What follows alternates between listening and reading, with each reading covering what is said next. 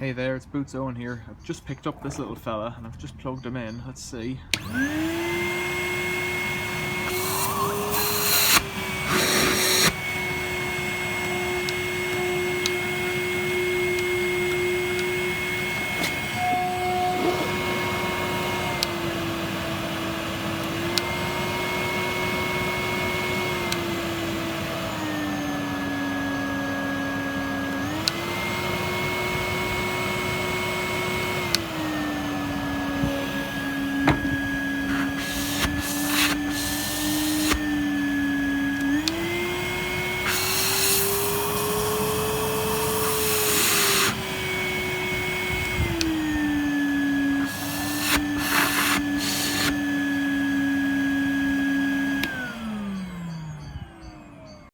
So, Henry, where is it?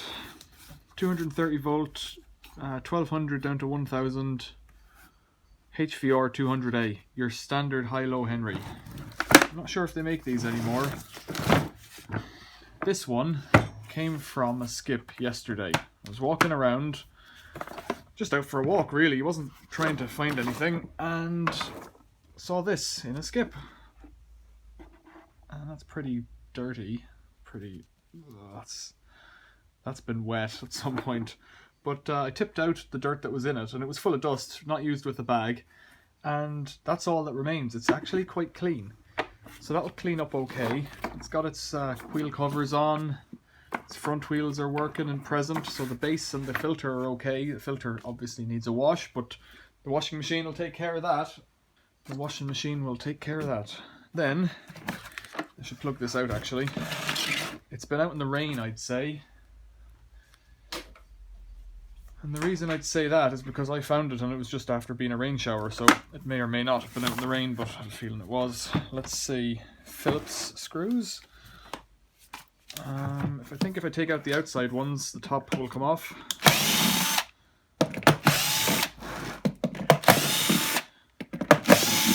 They're not Phillips, of course, they're posi drive screws. Yeah, it's awful wet there, right? Well, that's good. We can clean it and dry it. I lost a screw. I lost more than one.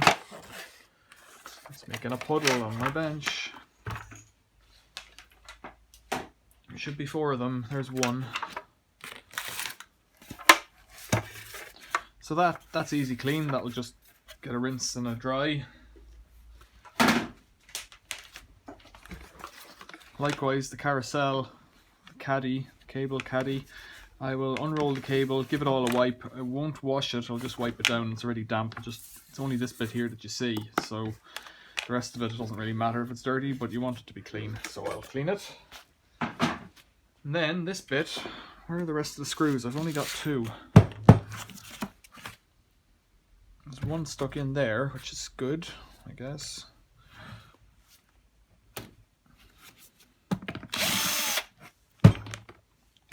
And one fell on the floor. I'll find it first. And there it is, number 4. And my bench is all wet. Alright, so this thing here, that should have kept most of the water out, so let's get something to dry that with. I've been keeping a supply of rags. Whenever you've got something to recycle, just keep some of it aside to use as rags, and then that way you don't need to. Some people buy rags and some people use disposable cloths and stuff like that in the workshop. I don't. I try to reuse old rags. Towels are the best, but I don't think I've ever thrown out a towel. So this bit you'll never see, but I want it to be dry. Yeah, so this was in a skip, and by the looks of things there's nothing wrong with it, and my mind just melts. What is that about? You know, it looked like someone had fly tipped a bit of stuff into a builder's skip, because it didn't appear, the builders that were working on the house, that this was outside, they didn't, I don't think they would have thrown out a working Henry. There's no hose, there was no hose and lance with it, so that's something. Maybe that was lost and whoever had it had given up hope of ever being able to buy a new stick and hose set. And I think I've put an Amazon link to them, and I know you can buy them on eBay as well, and you can buy them in any local repair shop. Oh, it just melts the brain thinking that these things get left out in the street. So I thought this might be, you know, a repair video. I don't really want another Henry, but, well, they're so handy.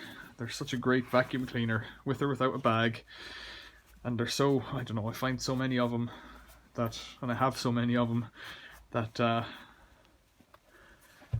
you know, it kind of doesn't matter if they break, because they're so easy to get and to fix. And I thought I'd make a repair video, and I was thinking, you know, I've been watching an awful lot of videos on YouTube recently about, in America, the Right to Repair Act. That's, I don't know how the American legal system, political system works, but there's some new bill to make it so that companies would have to, I think, share working diagrams of how things are built so that people can repair them and supply OEM parts or something. I don't really know, but it should get rid of this, especially around technology, John Deere tractors and things like that, where if you buy the thing, you're basically buying a license to use it from the supplier for as long as they think they should be allowed. Like with an iPhone, for instance, I think Apple will support it for 5 or 7 years, likewise computers, and after that you're on your own, but you can't fix it. So you're basically gambling against time, and if you lose your data, you lose your data and all this kind of stuff. So people are trying to fight that online. Well, they're trying to fight it offline, but there's videos about it online that I've been watching. Now, give that a wipe as well, and then we'll get into it. And if it's wet inside, we'll just dry it out. If it's working, there's very little else to do with it. If I'm keeping it for myself, I don't really care if it's a bit rough or whatever. So anyways, these videos that I'm putting up, I think, should serve to help people. You know, I'm not teaching you. Well, I have put up a video about how to replace the battery in an iPhone once upon a time. But, you know, there's many other videos on the internet on how to do that, and that's not the complex stuff. The complex stuff, typically for me, the stuff that always used to catch me out whenever I was learning how to fix things and self-teaching myself, and I was teaching myself how to repair things. It's knowing, especially with screws and nuts and bolts, is just how to take things apart. Putting them back together is usually quite easy, you know. Sometimes it's got a bit of a knack to it, but it's taking stuff apart and knowing, you know, if a screw is broken, how far do you push it?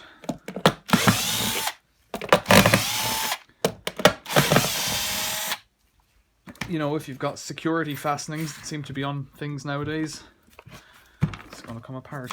Come on, screws. Well, how do you get the security fastenings out? How do you make your own screwdriver to get out triangular screws, or where do you even buy things for them? Come on. Where do you buy things? How do you get parts? How do you identify what a part even is? Because, you know, something's broken. A lot of times when something's broken, it's pretty obvious what the bit that's... This looks pretty clean, you know. Motor's a wee bit hot. Filter doesn't... It's not clean, it's not dirty. It's not too dirty. That's the post-motor filter, and these always have dust in them because of the way Henrys get used. That should lift out. Yeah, that motor isn't wet. It's managed whatever way it was just sitting out. It's not gotten wet, so that's great news. Yeah, how do you take things apart? How do you put them back together? How do you identify what part is broken? If something's broken, you know, how do you do continuity testing with a multimeter or with a light bulb and a battery, that kind of stuff. It's just practice. You just have to do it. And if you want to make parts for things to fix them, how do you do it in a way that works? That's cost effective, it's time effective, because time is the bigger thing now. I think the way things have gone, the cost of stuff is kind of negligible. You know, if Henry breaks and it belongs to a builder or a cleaning company or something like that, well, if it takes them an hour to fix, potentially that's billable time of 35 quid. And if it's broken once, well, will it break again? You know, whereas if the machine, you know, before tax, before VAT, costs 100 quid to them. Well, that's 3 hours of time, but they wind up with a new machine that works. And they don't really care that, you know, they're just going to throw it out. That's irrelevant. They're a cleaning company, they fill dustbins all day long, or they're builders, they fill a skip all day long, or whatever. Time is more valuable to them to start another job than to fix something. So me doing it as basically a hobby of sorts, is playing in a workshop kind of hobby. It's all wet down in that gap. Down there. It's just playing, so I can afford to choose how to spend my time. Now, this thing, yeah. Henrys are so simple. They're just wonderful little vacuum cleaners. Put that back in the way it's meant to be. Oh, the cable's caught. There it is. And that cable should be tucked in there. I just want to get the wet out of it. I don't even care so much about the dust. Now that board, I wondered, was that a bit dodgy, that circuit board? Because when I heard it go on, this is a green one, I thought initially that it wasn't working. I couldn't hear a difference, and then the light seemed to come on, so I thought, well, the switch is definitely switching if the board isn't working. But I don't know. Then it seemed to work. It seemed that the low was quite a lot lower than the high, but what does that mean? I'm not going to measure it. I could measure it, I guess. I've done that before, but I don't care. It doesn't matter if it works, and I'm going to keep it. There's a bit of wet down the bottom of that crack down there. Bit of wet in the bottom of the crack, huh? Filthy. You're filthy, Henry.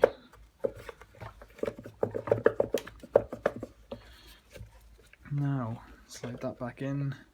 I'm just going to leave this apart for a couple of days, maybe. I might give this filter a rinse. I might give it a wash in the washing machine, because the other one is, yeah, there's wet down the bottom of that. Let's see if it runs out. Yeah, there it is. It's dribbling out a little bit. I'll leave that like that. Might give it a wash in the washing machine just because there's a machine plugged in the garage and I can. Kind of simple explanation. I'll give the cable a wipe, I'll dry that bit down, but it's just a disgrace. The world's fucked. People don't know how to fix stuff, people don't want to know how to fix stuff, and hopefully if you're watching this channel, maybe you'll pick something up on that. This hasn't been a how-to repair video that I thought it might be, but okay, Henry, it's your turn to go back together. I made quite the mess here, so let's see if we can do it. This one. And my cables are all in position. There, okay. This goes like this. And I've got to get this filter in here.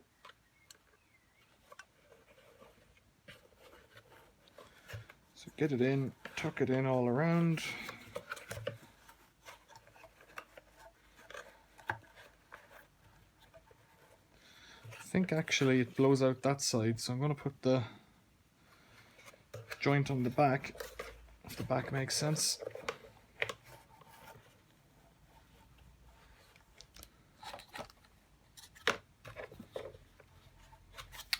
This way around.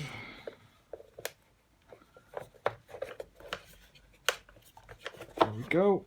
And then this bit, is it? I think that's the same both directions. So we can put in 3 screws now.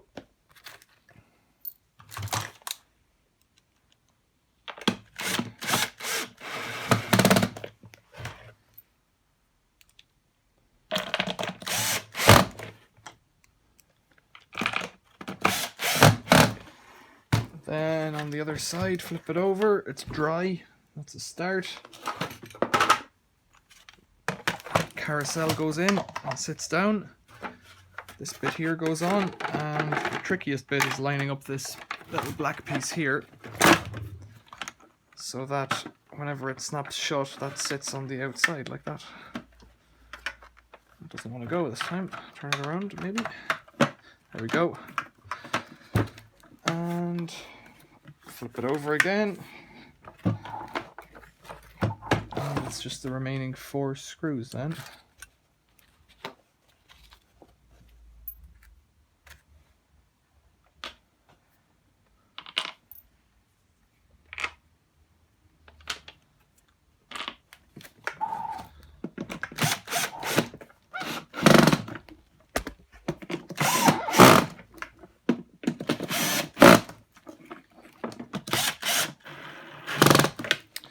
Right, and then Henry's face and the filter that went through the wash. It's cleaner than it was. I should put a bag in, but I'm not putting it together yet properly. And then the top goes on. And let's just check it for fun.